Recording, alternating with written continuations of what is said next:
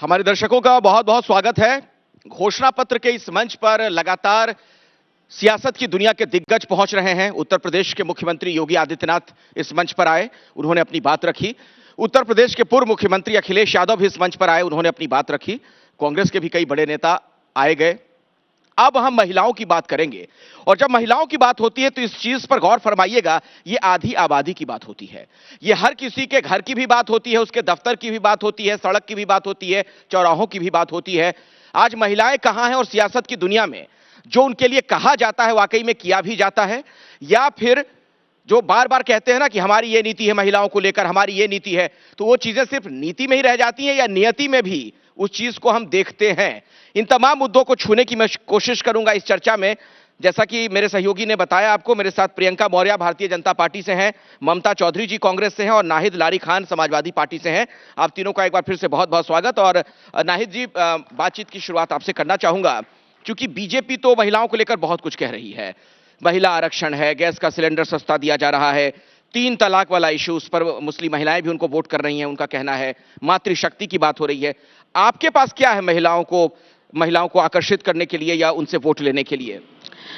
देखिए, समाजवादी पार्टी के जो राष्ट्रीय अध्यक्ष माननीय अखिलेश यादव जी, उन्होंने तो आह्वान ही कर दिया है पीडीए का।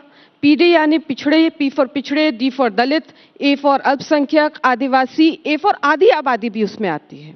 गरीब अगड़े भी आते हैं तो आधी आबादी भी आती है। तो माननीय अखिलेश यादव जी ने तो क्रांति का बिगुल फूंक दिया है, पीडीए की क्रांति का बिगुल, और एक चेतना भी जगा दी है पीडीए समाज में। अब आप देखिए, जो लड़ाई हो रही है उत्तर प्रदेश में, ये मुख्य दो लोगों के बीच में लड़ाई है। एक तरफ है पीडीए समर्थक, जिसमें समाजवादी पार्टी है, कांग्रेस है और इंडिया गठबंधन है, और पीडीए योद्धा माननीय अखिलेश यादव जी हैं। और दूसरी तरफ है पीडीए की सख्त विरोधी बीजेपी, जिसकी बुनियादी 6 अप्रैल 1980 कोटला मैदान दिल्ली में पिछड़े दलित विरोध पर पड़ी थी कि देश के वरिष्ठ नेता जो पिछड़े और दलित समाज से आते हैं, चाहे वो आदरणीय चौधरी चरण सिंह जी हो, चाहे वो आदरणीय बाबू जगजीवन राम जी हो, ये देश के प्रधानमंत्री नहीं बन सकते। इस बुनियाद पर बीजेपी, इस बेसिस पर बीजेपी की बुनियाद पड़ी थी। तो ये पीडीए समाज के लोग, 90% जो पीडीए समाज के लोग हैं, ये जानते हैं कि पीडीए समाज की सख्त घंघोर विरोधी है बीजेपी। नहीं तो आपने महिलाओं के लिए, समाजवादी पार्टी ने महिलाओं के लिए ऐसा क्या किया कि महिलाएं उन्हें वोट दें? नहीं, बीजेपी क्या क्या कह रही हो? 3-4 मैंने नाम, योजनाओं के नाम गिनवा दिए आपको, अभी उनसे सवाल भी पूछूंगा बीजेपी के नेता से, लेकिन समाजवादी पार्टी ने महिलाओं के लिए ऐसा क्या किया? मैं आपको बता रही हूं, पहले मैं अपनी बात खत्म कर लूं कि 90% पीडीए ने ठान लिया है कि इस बार पीडीए सरकार बनेगी और बीजेपी का पूर्णतः सफाया करना है। अब आप पूछ रहे हैं कि महिलाओं के लिए समाजवादी पार्टी ने किया। अरे, समाजवादी पार्टी ने तो समाजवादी पेंशन योजना दी थी। इस योजना से लगभग 55 लाख परिवार लाभान्वित हुए थे। यहां तक माननीय सुप्रीम कोर्ट ने कह दिया था कि ये सबसे सुंदर योजना है। आप देखिए, महिलाओं को सशक्त करने के लिए 10-90 जैसी वर्ल्ड क्लास फैसिलिटी दी, 10-90 जैसी योजना शुरू की, जिसकी तारीफ न केवल भारत के अन्य राज्यों ने की, बल्कि विदेश में तक 10-90 योजना सुन रही हैं प्रियंका जी, समाजवादी पार्टी की महिलाओं के लिए जो योजनाएं रही, विदेश तक में उसकी तारीफ हुई है। माइक उठा लीजिए। देखिए, तमाम योजनाएं हर सरकार में बनती हैं। महिलाएं सशक्त हो रही हैं, महिलाओं को सम्मान मिल रहा है, स्वास्थ्य की सुविधाएं मिल रही हैं, महिलाएं हर क्षेत्र में आगे बढ़ रही हैं। महिलाएं अब सिर्फ घर में बैठ कर के चूल्हा चौका नहीं कर रही हैं, इस देश के लिए मिसाइल भी बना रही हैं। तो ये हमारा सौभाग्य है कि हमें इस देश में इतने यशस्वी प्रधानमंत्री मिले, जिन्होंने महिलाओं के दुख दर्द को समझा और उनको आगे बढ़ने के लिए तमाम उन्होंने योजनाएं निकाली।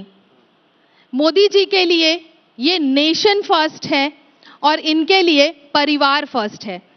इन्होंने ये कहा कि पिछड़े आगे नहीं बढ़ सकते। मुझे ये बता दें समाजवादी पार्टी की प्रवक्ता कि क्या इनके पार्टी में अखिलेश यादव जी के अलावा कोई सीएम फेस का प्रत्याशी हो सकता है? क्या कोई और फेस है जिसको ये सीएम बना सकते हैं? कांग्रेस पार्टी का भी इसी तरीके से ले ले, परिवार की सिर्फ बात करते हैं ये लोग कैसे और लोगों को आगे बढ़ने का मौका इनकी पार्टी मैं में आऊंगा, मिलता उन है। विषयों पर भी मैं आऊंगा, पिछड़े- लेकिन जब महिला नेतृत्व पिछड़े की का बात होती इन्होंने है कैसे सम्मान तो हर किया? पार्टी से ये सवाल महिलाओं पूछा का जाएगा इन्होंने कि आपने कैसे महिलाओं को सम्मान कितना किया नेतृत्व इनकी दिया। पार्टी में? बीजेपी कितने लोगों को टिकट दे रही है, कितने लोगों को उम्मीदवार बना रही है? आप लोग कह रहे हैं अब की बार 400 पार, जी। उन 400 में कितनी सांसद महिलाएं होंगी? देखिए अभी जो भी लिस्ट आने वाली है, अभी जितनी भी लिस्ट आ चुकी हैं, ये तो पार्टी का निर्णय है, लेकिन आने वाला जो भविष्य होगा महिलाओं के लिए सुरक्षित कर दिया है माननीय योगी जी ने और मोदी जी ने कि महिलाओं की उतनी ही भागीदारी अब संसद में होगी और महिलाएं अपनी बातों को उतने ही अच्छे तरीके से रख ठीक। पाएंगी। ठीक है ममता चौधरी तो- जी, मैं आता हूं आपके पास, आगे हम एक एक करके चर्चा करेंगे, पहले ममता जी के पास आऊंगा। ममता जी, आप कांग्रेस की नेता हैं और आपकी नेता ने नारा बुलंद किया था, लड़की हूं लड़ सकती हूं, और जो ब्रांड एम्बेसडर उसकी थी यही प्रियंका जी थी जो बीजेपी में है। तो ये तो आपके यहाँ स्थिति है कि लड़की हूं लड़ सकती हूं कहने वाली जो महिला थी आपके यहाँ, जिसे आपने ब्रांड एम्बेसडर बनाया, वो बीजेपी में चली गई हैं। पहली बात तो सबको नमस्कार। शायद कुछ गफलत है आपको कि ब्रांड एम्बेसडर जैसा शब्द कोई प्रयोग नहीं किया गया था। और रही दूसरी बात, हमने तो शुरू से एक इतिहास रचा। राजीव गांधी जी के समय से अगर पंचायती राज ना लागू किया होता तो शायद आज प्रधान हो, चाहे सभासद हो, चाहे हम में से कोई हो, आपके साथ इस तरीके से वार्तालाप तर्क वितर्क ना कर रहा होता। तो ये कांग्रेस की देन है, पहली चीज। दूसरी चीज, प्रियंका गांधी जी ने एक इतिहास रचा।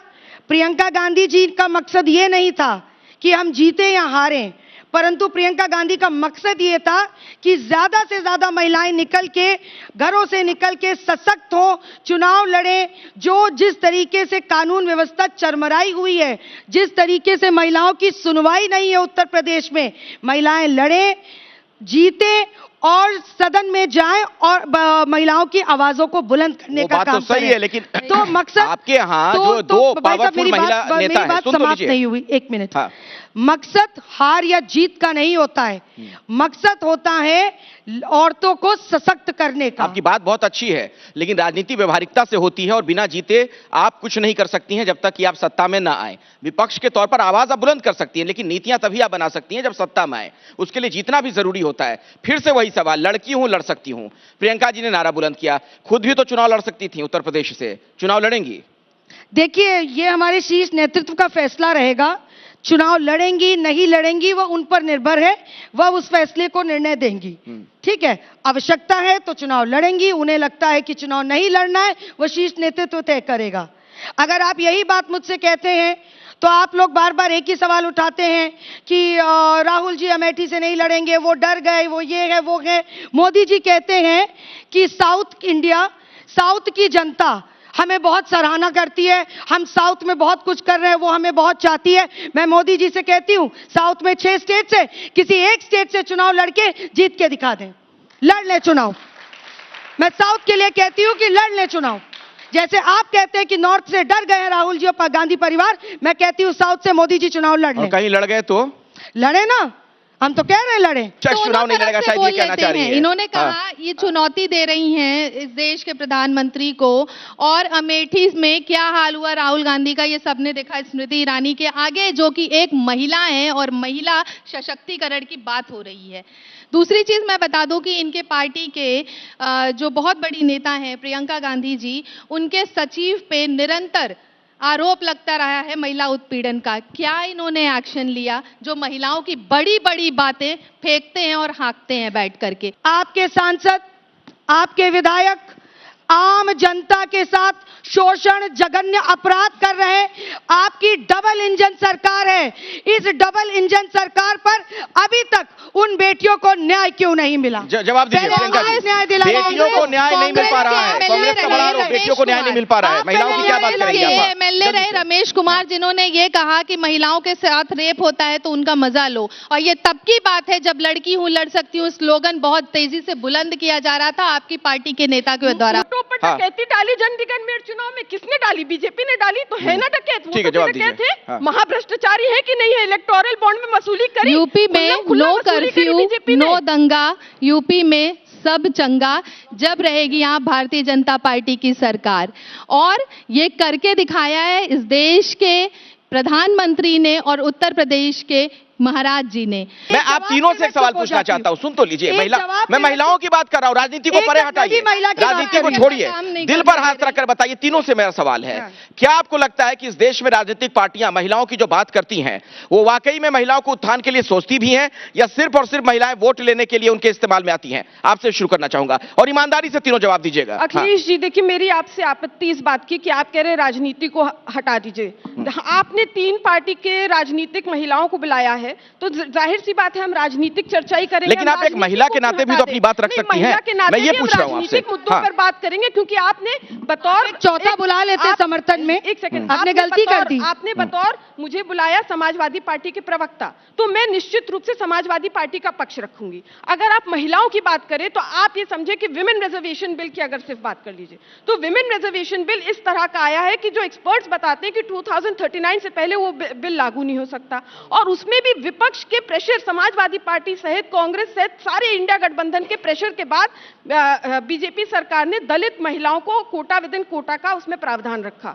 माननीय डिंपल यादव जी ने प्रस्ताव रखा हाउस में कि भाई पीडीए समाज की महिलाओं को भी कोटा विद इन कोटा होना चाहिए, लेकिन नहीं प्रस्ताव स्वीकार किया। स्ट्रेट अवे आप देख लीजिए कि 50% पिछड़े समाज की महिलाएं हैं, तो वो तो बहुत आक्रोशित है। बीजेपी चाहती नहीं है कि पिछड़े समाज की महिलाएं लोकसभा पहुंचे, विधानसभा पहुंचे, बीजेपी चाहती नहीं, उसका षड्यंत्र। ठीक है, प्रियंका जी जवाब दीजिए। निरंतर 4 बार से ये लोग जब उत्तर प्रदेश में रहे तो इन्होंने महिलाओं के लिए कितना सोचा, महिलाओं के लिए क्या किया? सबसे ज्यादा पिछड़ा वोट इनको जाता है।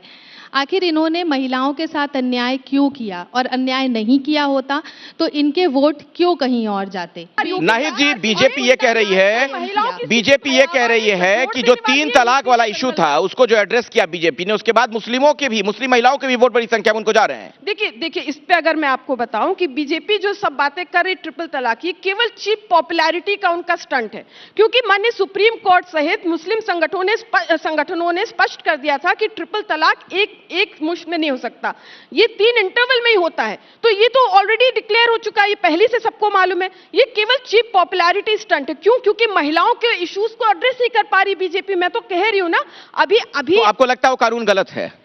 कानून 3 तलाक वाला, माननीय सुप्रीम कोर्ट ऊपर है कि आप ऊपर है, हमें ऊपर नहीं? आपका क्या मत है? समाजवादी पार्टी इसके पक्ष में है कि नहीं है? आप विरोध करती हैं इसका, बोलिए। माननीय सुप्रीम कोर्ट ने क्या कहा है ट्रिपल तलाक? आप अपनी बात बताइए ना, समाजवादी पार्टी का पक्ष रखिए। सुप्रीम कोर्ट के साथ है जो, देखिए हम बीजेपी, अरे आप खुल के बोलिए ना कि हाँ समाजवादी पार्टी का स्टैंड है। समाजवादी पार्टी का स्टैंड हर वो स्टैंड है जो माननीय सुप्रीम कोर्ट का स्टैंड है। हम बीजेपी जैसे नहीं है कि माननीय सुप्रीम कोर्ट को अपने आप को ही ऊंचा समझती है। माननीय सुप्रीम कोर्ट को कहां कुछ समझती है बीजेपी। हमदर्दी के बात करने वाले इनके नेता, लड़की हूं लड़ सकती हूं का स्लोगन देने वाली प्रियंका गांधी विधानसभा चुनाव के बाद कभी उत्तर प्रदेश आ नहीं पाई, झांकने नहीं आई, ना देखने आई कि महिलाएं अब किस स्थिति में है। ये जो ये लोग बार बार महिला महिला महिला कर रहे हैं, जितनी भी इस तरीके की घटनाएं हैं, मैं बार बार कह रही हूं कि ये गलत है, नहीं होना चाहिए।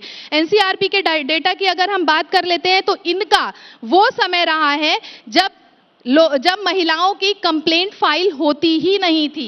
ऐसा नहीं है कि इनके समय में अपराध नहीं होते थे, और ऐसा नहीं है कि अब के समय में अगर महिलाओं पे अपराध हो रहा है तो उस पे एक्शन नहीं हो रहा है। योगी जी इस मंच पर आए थे, वो इस मंच पर जब आए वो कहकर गए हैं कि वो कर्फ्यू लगाते थे और हम कांवड़ यात्रा निकालते हैं। ये परिवर्तन आ गया उत्तर प्रदेश में। नहीं, मैंने सुना, मैंने सुना कि माननीय योगी जी आए थे और उन्होंने परिभाषा बताई पीडीए की, और उसमें डी यानी दलित, ये तो पूरा देश जानता है, उत्तर प्रदेश सहित पूरा देश जानता है। सवाल मेरा ये नहीं था, मैं आपको जवाब दे रही हूं, आप सुने। यस नो में नहीं जवाब होता है। डी का मतलब दलित है, और उन्होंने क्या बताया माननीय योगी जी ने, डी का मतलब दंगाई, मतलब 23% जो आबादी है उनको दंगाई बता दीजिए। दंगाई नहीं, उन्होंने कहा दंगाई कीड़े, उन्होंने कहा कि दंगाई कीड़ों को बख्शा नहीं जाएगा। कीड़े बता रहे, बताइए आप खुद। तो दंगाई जो दंगा कर रहा है उसको दंगाई कीड़े कहने में आपत्ति है आपको? अब आप अगर कोई कह रहा है तो नहीं है ना, मैं सवाल पूछ रहा हूं, अगर कोई दंगा कर रहा है उसे किसी ने दंगाई कीड़ा कह दिया तो उसमें कोई दिक्कत है? उन्होंने कहा डी फॉर दंगाई, तो हाँ मैं कह तो रहा हूं, उन्होंने दंगाई कीड़ा कहा, उन्होंने कहा दंगाई कीड़ों को बख्शा नहीं जाएगा। आप बोलने देंगे तो मैं इस पे बोलूं?